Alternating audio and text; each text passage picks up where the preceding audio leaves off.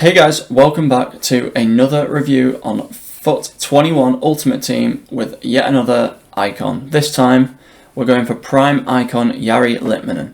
So I picked him up for about 225,000 and here he is. He's got the engine chem style on him at the moment. He's got 3-star skills, which is a bit of a pain, and 4-star weak foot. He's got medium work rates, although I found I didn't really see him doing much defensive work, but he did move quite a lot on the attacking end. He is only 5'11", which is about an average height really for a central attacking mid. He could probably get on the end of some headers, but probably not that many when up against the taller players. So looking at his stats, he has 82 pace, which is okay, but as you can tell I thought he needed a little bit more, so I did put the engine style on him for that. His shooting is very good at 89, positioning 94, finishing 91, volleys 93, all very good. Also has 88 long shots, so we should be able to see some long shots with him, a bit like Socrates. Probably not as good, but you know, we'll get some out there, I'm sure of it. He has 84 passing, which includes 88 vision and 89 short pass, which means he's fantastic at these sort of passes from the central attacking mid position. We did put engine to improve him a little bit more because his long pass is only 77, and that is probably one of the downsides, which we'll go into later on. His dribbling is 84, which includes 90 ball control, 91 composure and 93 reactions, which is fantastic for his position, which we'll go into again later. I did give him a little bit of a boost with engine to improve his dribbling, agility and balance, which is lacking. Now finally, he does have injury prone, which doesn't really come into effect that much on Ultimate Team anyway. He does have team player, which I'll be brutally honest, I'm not too sure on what that really does. But he does seem to be a bit more of a team player in the game, if that makes sense. And finesse shot is one of my favourite traits because it just gives them so much extra curve on finesses, although as we'll find out soon, maybe not that great for Litmanen. So this is the team we've been using him in. One thing to note is that we do at one point bring in mid-icon Pep Guardiola, who I may do a review on at some point. It's kind of harder to do with like defensive mids and centre-backs, but we'll see. I'm sure I could do something with him. But that front four of Hazard, Litmanen, Messi and Larsson is the front four to keep an eye out on, and the front four to be feared. Hopefully with both Hazard and Messi either side of Litmanen, he can really open the team up, and he can show off his passing and even his shooting if he gets in front of Larsson. So let's get straight into it. So we'll start off with his passing. He is a central attacking midfielder. That's what we probably want to look at straight away. It is good. Now, his short passing is absolutely fantastic. I find that if you want to pass to somebody, he'll usually find them, and he'll usually be very good at it. His passes are accurate, and his passes go pretty much where you want them to go to put himself in a position, to put the striker in a position for a good shot.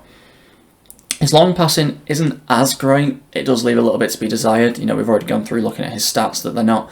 His long passing isn't the best. It will do a job though. You know, he's not going to be terrible when it comes to the long passes, but it's definitely something to keep, to keep a thought of when you have the ball with him. You're not going to be spraying passes really far and wide, but the short little passes that put a player through on goal, that sort of pass, they will work. And that there is an example of a long pass that can come off. You know, it can happen, but it's not going to happen that often. Keep his passing nice and short, and you'll find you'll unlock defences. It's absolutely fantastic. His ball control helps massively with that. So because he's got such high ball control, he can find himself not having to take as big of a touch in a tight situation, which means his passes come off really quickly. He can get the ball out of his feet very quickly and get a good pass away without having to take much time, which usually would lead to a player losing the ball. Now, his dribbling isn't the best. His ball control is.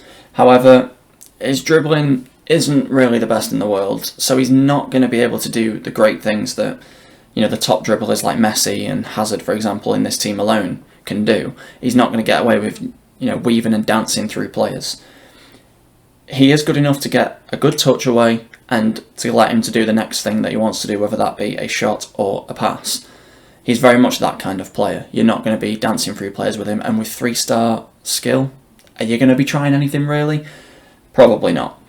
Now, the one thing that is relatively decent is his balance. It's a little bit better than I expected it to be. Even though the start is one of the weaknesses in his dribbling, I think it's enough for him to be able to not get knocked over by a defender all the time. Obviously, he is going to get knocked over with the balance that he does have, but it's not every single time, which is good because it can be really frustrating for a player like Litmanen to be so good in everything, but then just to get knocked over straight away. But definitely, passing-wise, very, very, very happy with Jari Litmanen. And he is an absolutely fantastic cam for just getting a touch on the ball, getting a pass away, sometimes even receiving it back, but usually getting a pass away and letting the other striker do what he needs to do. I also feel like he can take over the prospective games. Take, for example, the next 3 highlights. We start 2-0 down in a FUT Champions game, and you can it's usually quite difficult to get back into it.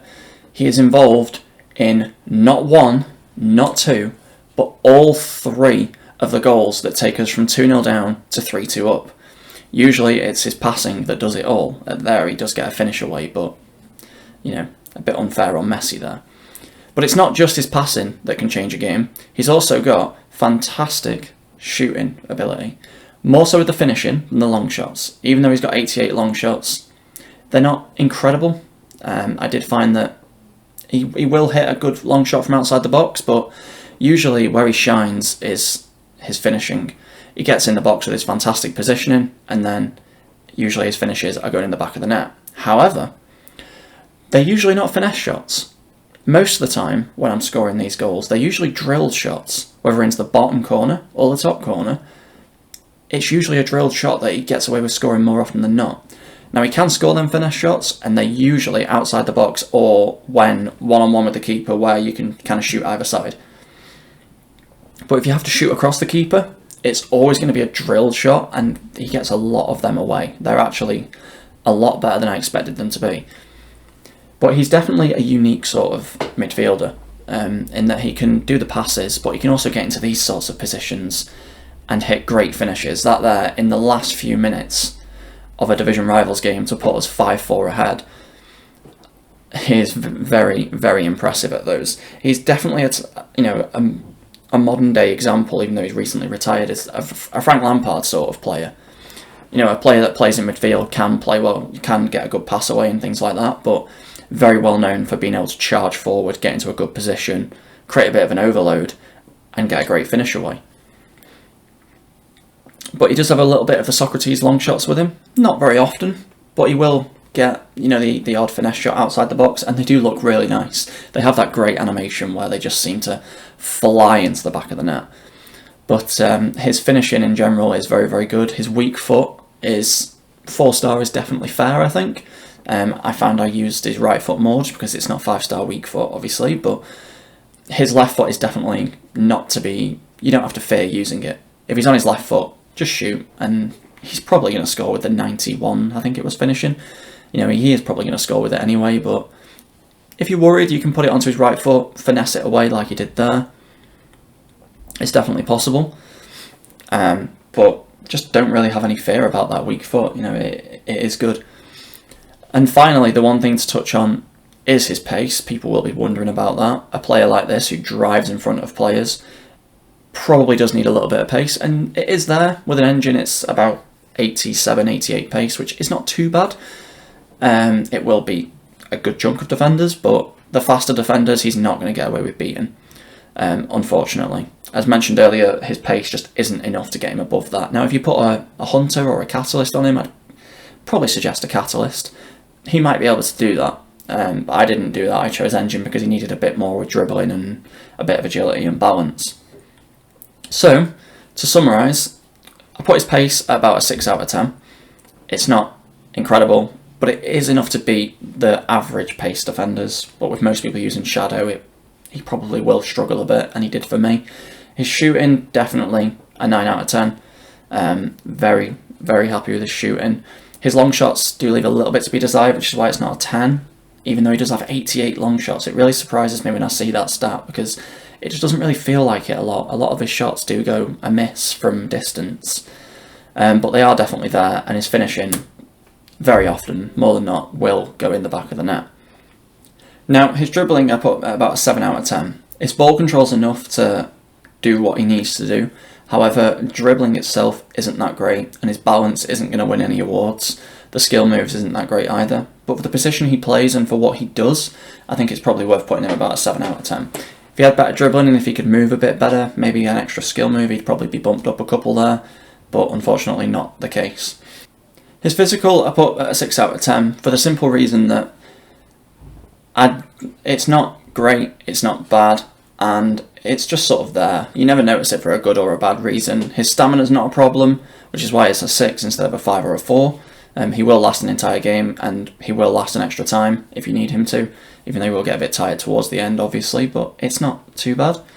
His defending, only a 4 out of 10. I never really noticed him defending much. Despite his medium defensive work rate, he never really gets that much going on defending, and I think it could be partly due to his strength. He's not the strongest player in the world, so he can't really outmuscle any sort of defenders, but it's not really a worry for an attacking midfielder, especially one I'd consider should be staying forward a bit more anyway. But finally, we'll go into his value. Now, he's going for about 200,000 at the moment on the market, on the PS4 and 5 market anyway, and I think that's pretty good value. However, there probably are players in each league, for that fact, that do his job a bit for a bit less money. You know, he's a good player who can get a good touch away, get a good pass away, but there are players that can do that. His finishing does set him apart a little bit from other attacking mids sometimes, but that sort of attacking mid's becoming more and more common, and you're better off just getting somebody else. I mean, at the moment, I have the moment Suarez, who came out for objectives. I got him done in a couple of days, and he's already been better than Litmanen already, and he was free. So definitely look for somebody else. But if you do like what you hear from this, definitely give him a go. Overall, I'd only give him about a 7.5 out of 10. I like him. He is good, but he doesn't have that wow factor that sets him apart from other icons, I don't think. You know, Socrates has his incredible long shots. Larson seems to be able to just finish from anywhere and has great positioning.